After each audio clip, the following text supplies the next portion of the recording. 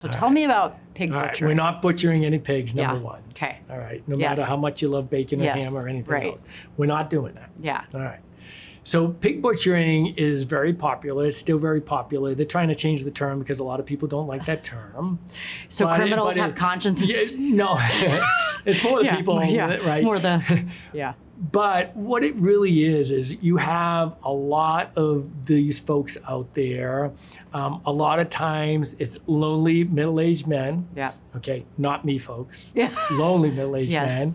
Okay, that it begins as a romance. Yeah. So you'll find, typically these young women, right, from all over the world. Yeah. They're online.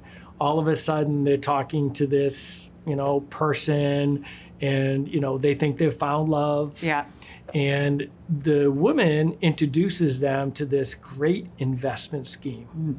It is phenomenal. Of course. And it usually involves cryptocurrency, of course, right? Because they are, your new dating partner is on the forefront of technology. Yes.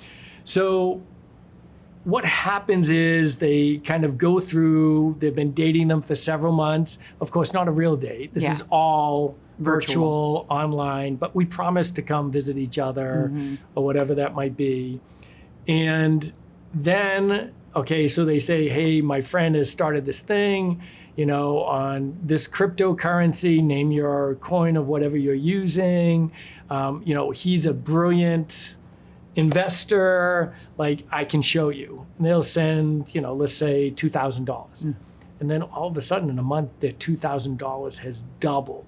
Holy cow, Wow. right? But of course they don't have this money in their hand, but they're seeing it in their account. And they're going like, wow, not only is she good looking, she is a brilliant investment advisor. Yeah. And then what keeps happening is they build it up. They keep asking for a little bit more. And then they get to, sadly and unfortunately, people giving them their life savings.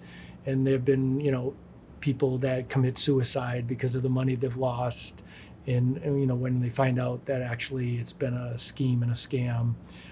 But, there are basically, these are just like factories of people.